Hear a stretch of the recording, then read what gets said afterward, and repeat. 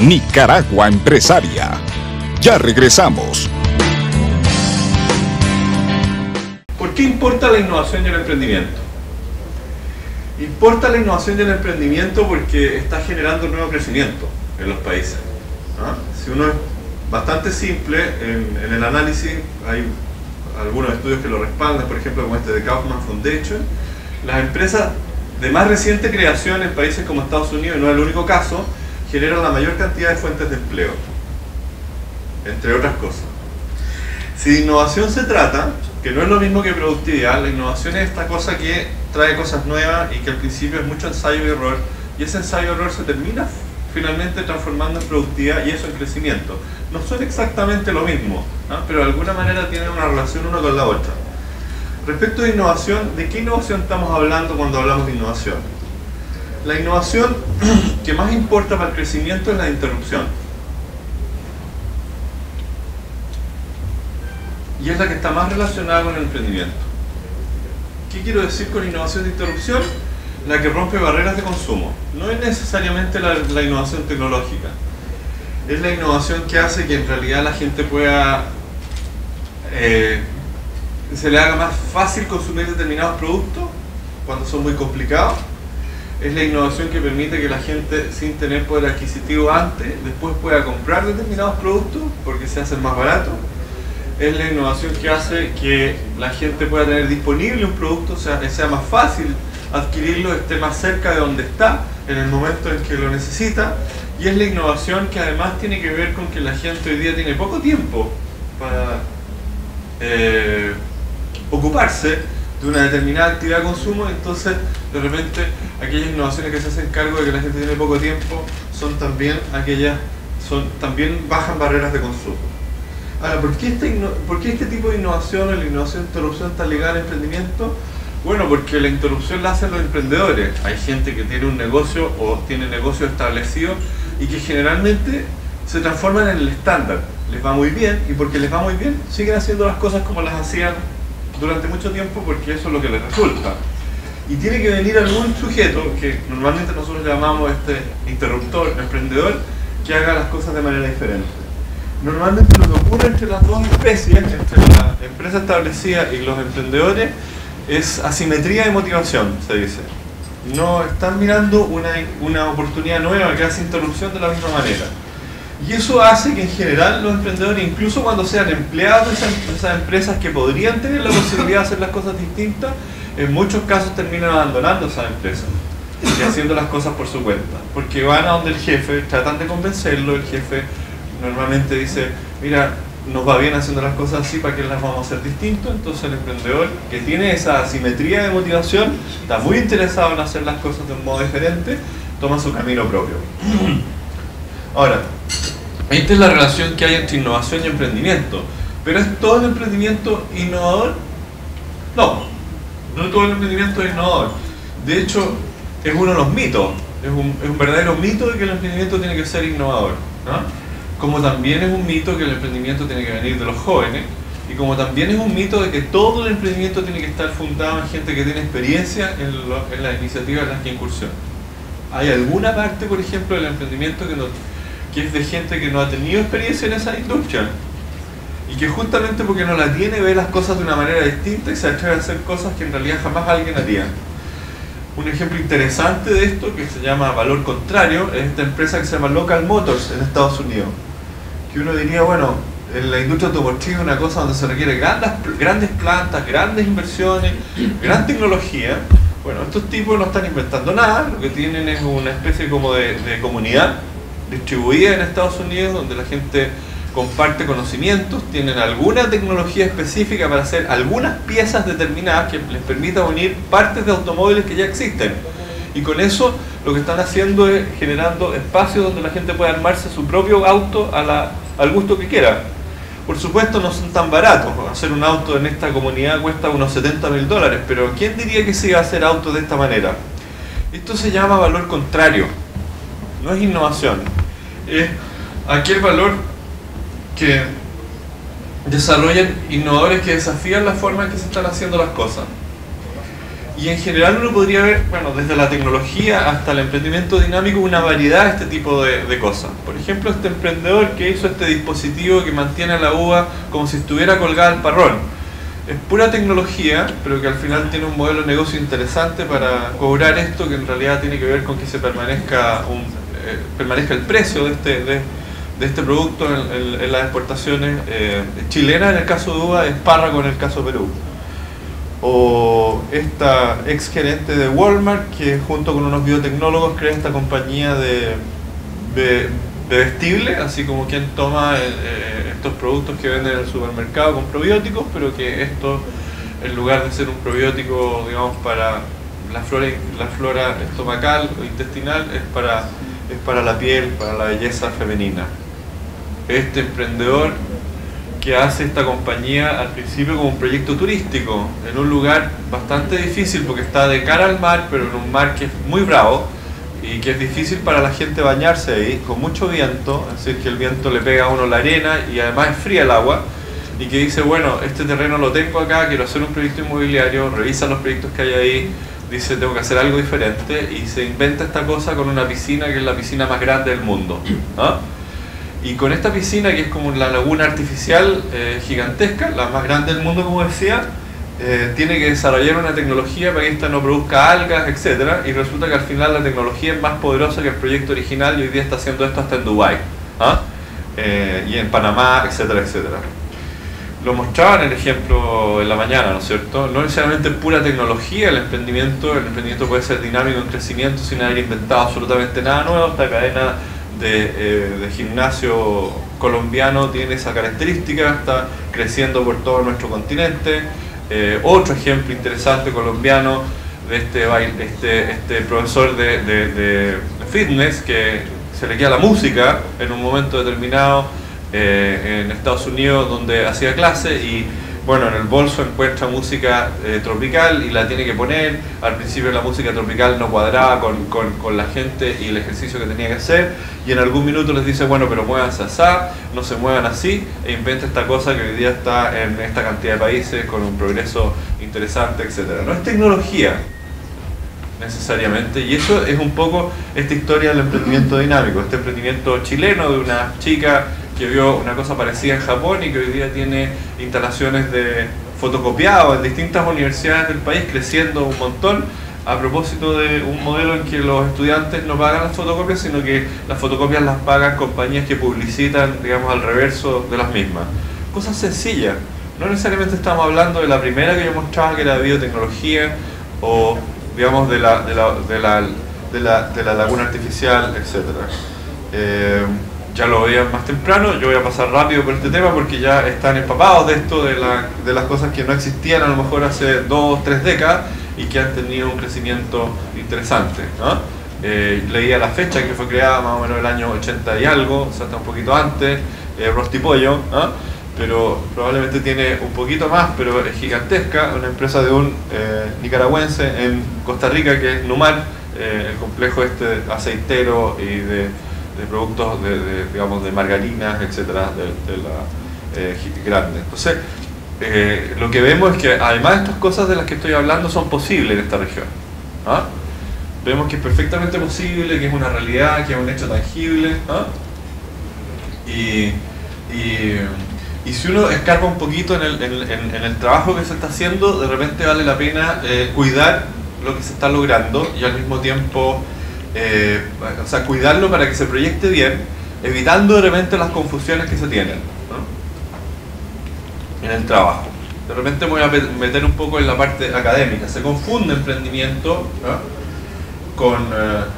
Se confunden muchos términos en realidad. Se confunde innovación con I+D, se confunde emprendimiento con pyme y con MIPE. Emprendimiento no es una empresa más chiquitita o una empresa más joven, es realmente una iniciativa que es capaz de crear esto que yo mostraba con Local Motors, valor contrario, alto grado de diferenciación, ¿no? Comentarios de la realidad regional. Hablemos un poquito de América Latina, ¿no? En esto de apoyar el emprendimiento, que es el tema de conversación esta mañana, Brasil ha sido uno de los pioneros, ¿no? Luego Colombia en cierta forma, o sea, algunos países se adelantaron a los demás El tema de emprendimiento dinámico es una política tal vez reciente en la región, pero si uno mira para atrás, los incentivos que se crearon al principio tenían más que ver con política de incubación más que de emprendimiento. Y más recientemente lo que vemos es una cosa de entregar dinero, capital, semilla en etapa temprana para pasar lo que se llama el Valle de la Muerte artificialmente. O sea, digamos que tiene sentido, pero a lo mejor no todo el sentido de cómo se está haciendo. Eso es tal vez el comentario que vale la pena que yo les haga.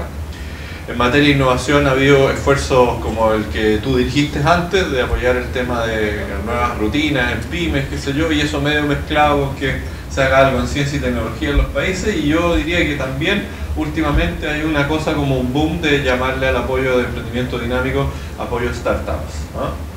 Es más una cosa de forma que de fondo, diría yo, ¿no? Ahora, estos esfuerzos que se han hecho en los países han resultado. Sí y no. O sea, muchas cosas parten bien y terminan cerrándose después de un tiempo. Muchas cosas, en algunos países, yo trabajo mucho en Colombia y bueno, mi condición de chileno me hace un participante y un observador de lo que se hace en Chile. Mucha plata no significa mejores resultados. O sea, hay cosas que están haciendo con un montón de plata y no necesariamente significa resultados. También hay mucho en América Latina de querer abarcar todo, es decir, de no necesariamente estar enfocados, de hacer programas que en realidad hacen mucho y eso es, digamos, el proverbio es que mucho abarca, poco aprieta, ¿no?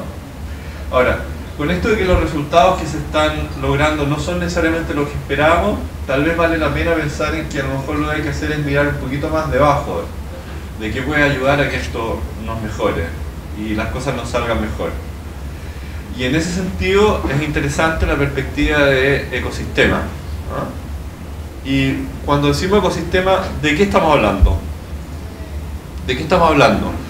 Estamos hablando de algo que vaya más allá de los apoyos específicos, o sea, de programas que sean particulares, y estamos hablando de cosas que son a lo mejor un poco más intangibles al principio, lo que de alguna manera uno puede hacer que tengan un valor para cada uno de los participantes del proceso de apoyo emprendedor.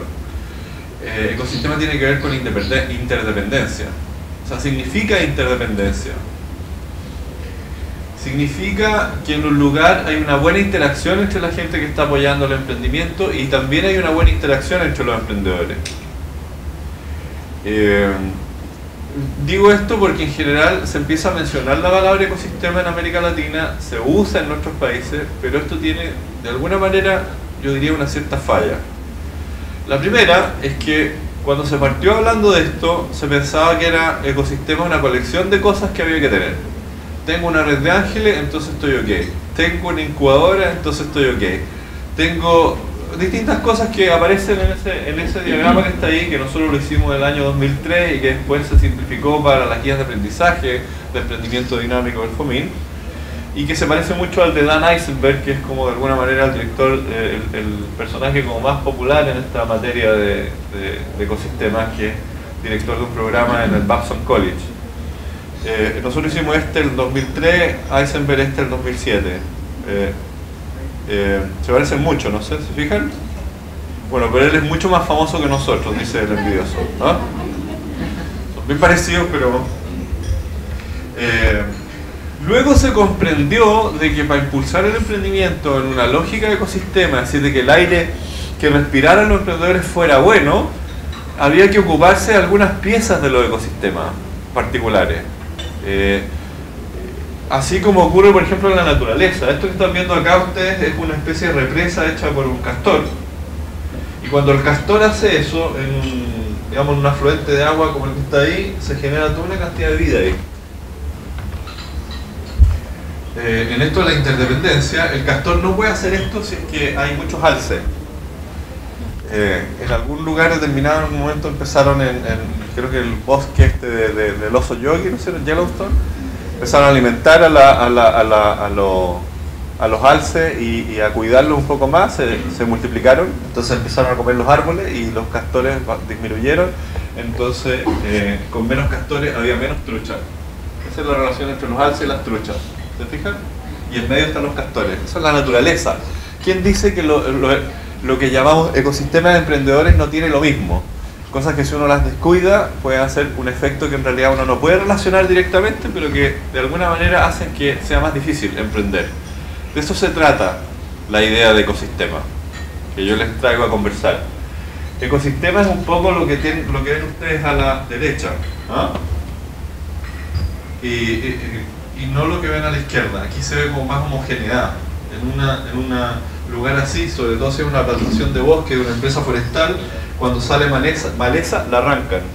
Pero aquí la maleza es parte de todo, ¿ah? Es parte del bosque lluvioso, ¿ah? Entonces, esta idea de bosque lluvioso es tal vez la más poderosa que uno puede tener para ser ecosistema emprendedor. ¿Ah? ¿Qué tiene un bosque lluvioso? Que hace interesante para imaginar el tema de ecosistema emprendedor o de ambiente emprendedor. Al menos tiene dos cosas.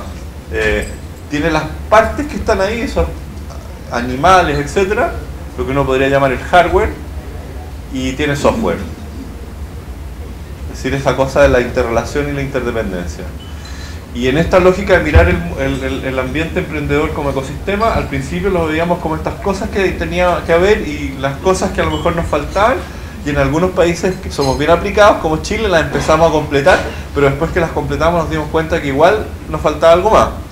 Esto es interesante para ustedes, que a lo mejor vienen en el camino y dicen, bueno, ¿para dónde voy? ¿Cuáles son las tareas que tengo que hacer? Pues bien, la visión que ha seguido en la lógica de ecosistema emprendedor es esta de bosque lluvioso, donde uno puede mirar como estos dos elementos, ¿no? O sea, hay una parte donde están las cosas, que yo tengo que tener el ecosistema para apoyar a los emprendedores, pero también hay una cosa que se llama el software, que son una serie de cosas intangibles: la disposición, la confianza, la interrelación entre la gente, los vínculos, las redes, etcétera, etcétera, etcétera. Es bien importante esto de ecosistema, avanzando en la idea de cosas y componentes, porque esto es como si uno fuera a preparar algo con unos ingredientes determinados. Si uno tiene determinados ingredientes y el cocinero es malo, o la receta es mala, el resultado va a ser malo. Pero con los mismos ingredientes, entiéndase, no sé, la misma gente de Nicaragua, las mismas instituciones, pero con una articulación distinta, a lo mejor el resultado de la receta puede ser bueno. Esa es la idea. Entonces son cosas que aparecen así como... estoy medio esotérico yo en mi presentación, ¿no? Como intangible, pero que son sumamente poderosas. Bueno, ahí están. O sea, no son cosas tan irrelevantes. ¿Qué significa esto de que en realidad tenga que haber más interacción entre la gente, más confianza, más etcétera? Significa que tiene que haber buenas redes sociales, tiene que haber equipos. Los equipos son relevantes, los emprendedores no emprenden solos, y los equipos no se arman entre amigos, no se arman entre gente que ha trabajado toda la vida juntas solamente, a veces se arman entre gente que se puede llevar muy mal, pero que es justamente la gente más complementaria. Y tiene que haber espacios para que eso ocurra. Por ejemplo, si ustedes conocen la historia de Google, los dos socios de Google principales entraron a Stanford a estudiar, y a uno le tocó hacer de guía turístico en la universidad porque tienen una diferencia de un año de haber llegado al programa de doctorado, y cuando les tocó juntarse se llevaban pésimos, tenían una relación horrible. O sea, si uno hubiera visto ese par de personas, dice, estos tipos no van a jamás llegarían a ninguna parte. ¿Se fijan? Entonces es un tema, hay identidades, ¿no? O sea, la gente tiene que cuidar las identidades, el tema del compromiso y el tema de la confianza es importante, y por último tiene que haber un buen pacto social. Y aquí voy a irme, me van a entender lo que quiero decir con esto, porque esto es bastante concreto. No tiene uno un buen ecosistema si tiene puras instituciones, que es un defecto en la mayoría de nuestros países. Creemos que ya hemos hecho el trabajo cuando el gobierno hace cosas, creemos que hemos hecho el trabajo cuando las instituciones gremiales, etcétera, están aplicadas, pero en el corazón de los ecosistemas tiene que haber un grado alto de colaboración entre los emprendedores, que de alguna manera expresa todo lo que he estado diciendo yo hasta ahora. ¿Qué quiere decir eso? Quiere decir que en realidad en los lugares donde está funcionando bien el emprendimiento, hay muchos emprendedores destinando tiempo para otros emprendedores sin esperar nada a cambio. Y sin esperar necesariamente hacer un negocio, de repente es consejo, es colaboración que al final produce lo que se llama comunidad emprendedora. En el núcleo de los ecosistemas que funcionan hay un alto grado de colaboración entre los emprendedores. Por ejemplo, incluso ni siquiera en comunidades, yendo más al concreto, del caso Y Combinator, de ahí ven ustedes como la interacción entre distintos graduados de una aceleradora en Estados Unidos, donde unos empiezan a ser mentores de otros, inversionistas, etcétera, etcétera, etcétera. Esto es una debilidad en algunos lados. Por ejemplo, yo trabajo mucho en Colombia y yo creo que Chile y Colombia peleamos mucho por eso, a veces con la gente con la que mismo trabajamos, de autoridad en ambos países, porque creen haber hecho el trabajo cuando las instituciones están llenando los espacios de desarrollo del ecosistema emprendedor, cuando lo que tiene que hacer uno al final es impulsar a que los propios emprendedores se autogobiernen y se autoorganicen, ¿no? Y empiecen a jugar papeles distintos, como los que están aquí puestos en la pared. Emprendedores serán mentores, serán inversionistas, serán directivos, serán junta directiva, serán consejeros, serán advisory board, etc. Ahora, puede que al principio a los emprendedores no les esté yendo tan bien para que puedan invertir en otras compañías, pero sí pueden empezar a tener ciertos grados de colaboración y consejería. ¿Se acuerdan de esta película? Los que la vieron. Y los que no la vieron, es una película que habla sobre el caso de Facebook, ¿ah? Y la foto está sacada de apretar pausa en una parte de la película que es muy buena, porque está en un restaurante el brasileño Severino, no me acuerdo el nombre en este momento, que fue uno de los socios al principio y que de hecho fue el único que puso dinero. Está Mark Zuckerberg y está lo que es hoy día su esposa, ¿ah? Y uno puede ver ahí que hizo una buena decisión en casarse con ella, porque es una conversación donde ella es parte de las opiniones inteligentes en la mesa, y el que aparece ahí personificado por este artista, actor, cantante, es Parker, ¿ah?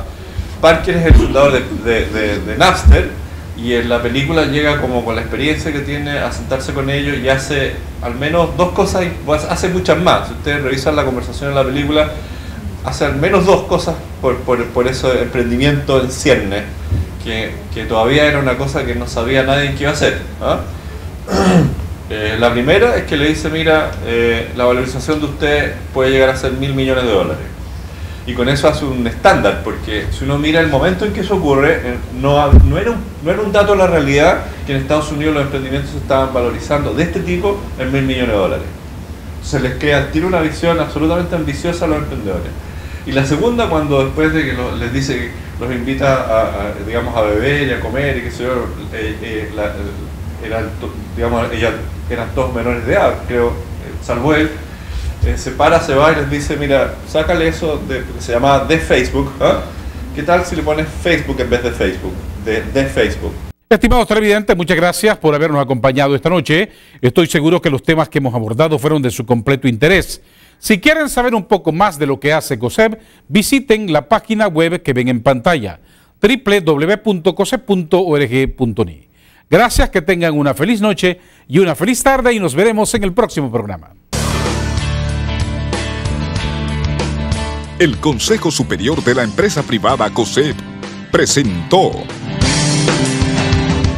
Nicaragua Empresaria.